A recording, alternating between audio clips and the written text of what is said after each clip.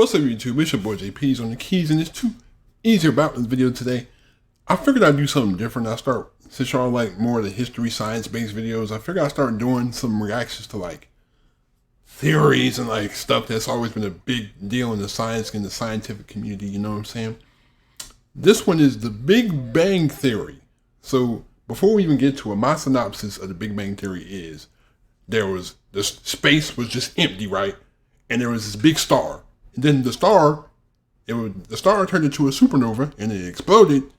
And then fragments of the star turned into multiple galaxies and within the universe. It's still a lot of questions unexplained, like how all of a sudden in our galaxy, it seems like Earth is the only planet that can really sustain human life. I mean, we don't even know what human life is on other planets. And the fact that if we moved like 1 centimeter closer to the sun, we would literally burn as a planet.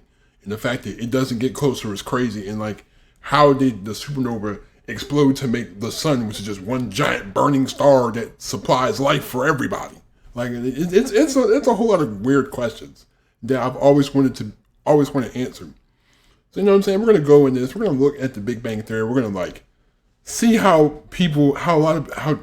obviously I feel like this guy has put more into it than I have. So let's just watch, bro. If y'all like these type of videos, just let me know if you want more, because I'm thinking about doing something on evolution next. That's gonna get that's gonna be kind of controversial, you know what I'm saying? But let's get it, bro. The beginning of everything, the Big Bang.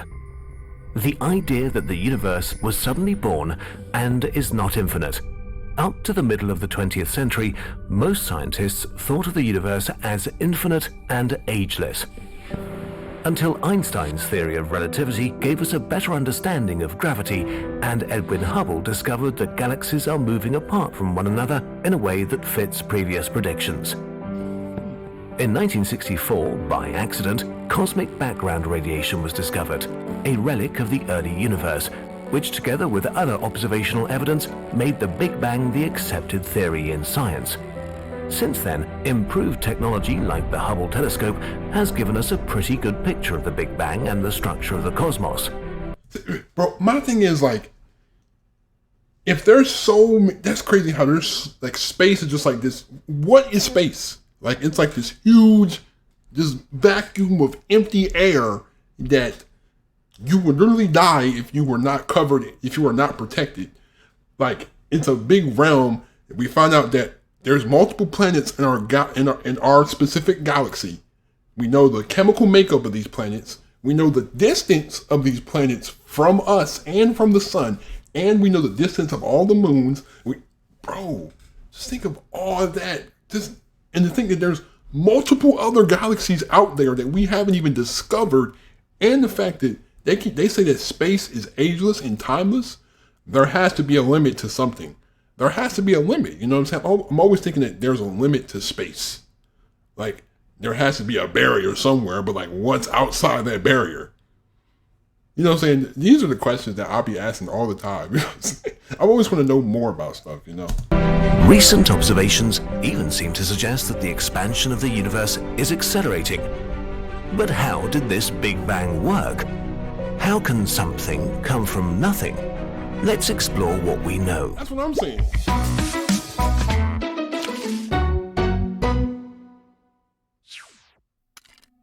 We can ignore the beginning part for now. First of all, the Big Bang was not an explosion. It was all space, stretching everywhere, all at once. The universe started very, very, very small and quickly expanded to the size of a football. The universe didn't expand into anything, space was just expanding into itself. The universe cannot expand into anything because the universe has no borders. There is, by definition, no outside the universe. So it's just this ultimate expansion that is just ever expanding. But like, first of all, how did it start? Like, what set it off? Like, it just happened to be some speck, and there was just literally, what was outside the speck, though? Like, it was just a speck, and that was the whole universe and world inside the speck, and then it just, and kept doing that. What? Bro, I don't know, bro. The universe is all there is. In this hot, dense environment, energy manifested itself in particles that existed only for the tiniest glimpses of time. From gluons, pairs of quarks were created, which destroyed one another, perhaps after giving off more gluons. These found other short-lived quarks to interact with, forming new quark pairs and gluons again. Matter and energy were not just theoretically equivalent, it was so hot they were practically the same stuff. Somewhere around this time, matter won over antimatter. Today, we're left with almost all matter and nearly no antimatter at all. Somehow, 1,000,000,001 matter particles were formed for every 1,000,000,000 particles of antimatter. Instead of one massive ultimate force in the universe, there were now several refined versions of it acting under different rules. Oh, so I'm saying like it's multiple different things coming together to make certain. Bruh, this is, oh my goodness, this might be beyond my mental capabilities. By now, the universe has stretched to 1 billion kilometers in diameter, which leads to a decrease in temperature. The cycle of quarks being born and converted back to energy suddenly stops.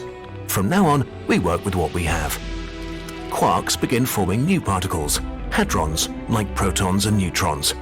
There are many, many combinations of quarks that can form all sorts of hadrons, but only very few are reasonably stable for any length of time. Please take a moment to appreciate that by now, only 1 second has passed since the beginning of everything. So all this has happened in 1 second, and then it's like particles coming together, hydrogen, carbon coming together to make particles, and then these particles attach to other particles and then form a. Bro, what the? All this happens in 1 second. 1 second, and like I know that time is accelerating in space, so like it seems like on a space journey you can be gone for like 3 years, but you've only been on the rocket for like an hour. Like how time is so accelerated in space, how like everything is just a vacuum of time. Bro, this is crazy, bro. I can't even lie. The universe, which has grown to 100 billion kilometers, is now cold enough to allow most of the neutrons to decay into protons and form the first atom, hydrogen. Imagine the universe at this point as an extremely hot soup, 10 billion degrees Celsius, filled with countless particles and energy. Over the next few minutes, things cooled and settled down very fast. Atoms formed out of hadrons and electrons, making for a stable and electrically neutral environment. Some call this period the Dark Age because there were no stars and the hydrogen gas didn't allow visible light to move around. But what's the meaning of visible light anyway, when there's nothing alive yet that could have eyes? When the hydrogen gas clumped together after millions of years and gravity put it under great pressure, stars and galaxies began to form. Their radiation dissolved the stable hydrogen gas into a plasma that still permeates the universe today and allows visible light to pass. Finally, there was light. So it seems like planets are just a big collection of just particles that allow light to seep through so we can see them. Because literally, as humans see, like it's really light bouncing off an object and reflecting into our eyes. That's the only way we see it. This is this is crazy, bro. It's just like just to wrap your mind around how this theory is like stuff literally came from stuff, and then stuff formed to make more stuff, and then stuff formed on top of stuff to make what we have now. But even though the area that the stuff is in is forever expanding, so we don't know how many different galaxies and different universes are being formed. I mean, it's only one universe, but we don't know how many different galaxies. We don't know what forms of life there are in other galaxies. Like there could be a whole other galaxy, like a million light years away, that has humans that look like human-like creatures that look exactly like us. They might have 2 heads, 3 arms, 7 fingers, 37 toes. It might be a flying hippo animal creature. You know what I'm saying? It's always crazy to always think about what could be out there that we'll probably never ever see. Okay, but what about the part we didn't talk about? What happened right at the beginning? This part can be defined as the Big Bang. We don't know at all what happened here. At this point, our tools break down. natural laws stop making sense. Time itself becomes wibbly-wobbly. To understand what happened here, we need a theory that unifies Einstein's relativity and quantum mechanics, something countless scientists are working on right now. But this leaves us with lots of unanswered questions. Were there universes before our own? Is this the first and only universe? What started the Big Bang? Or did it just occur naturally based on laws we don't understand yet? That's what I'm saying. Like, how? It's just like there's no, like, there had to be some sort of like catalyst for this bang, explosion, expansion. There's no, bruh. Or just like something is like boom. There has to be some sort of catalyst. Or there had to be something before in order to make something now. I mean, bruh. I'm wrapping my brain too much around this, man. We don't know, and maybe we never will. But what we do know is that the universe as we know it started here and gave birth to particles, galaxies, stars, the Earth, and you. Since we ourselves are made of dead stars, we are not separate from the universe. We are part of it. You could even say that we are the universe's way of experiencing itself.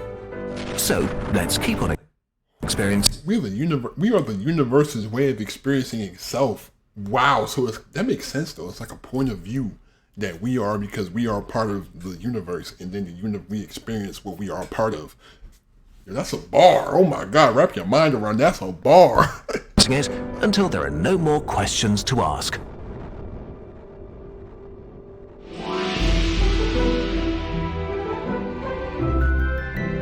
Yo, that's crazy. Just the feeling, the thought that like literally something came from nothing. But the thing is, how could it come from nothing? There had to be some sort of impetus, like some sort of just like catalyst for the huge bang. There had, bruh, yo, there's so many questions.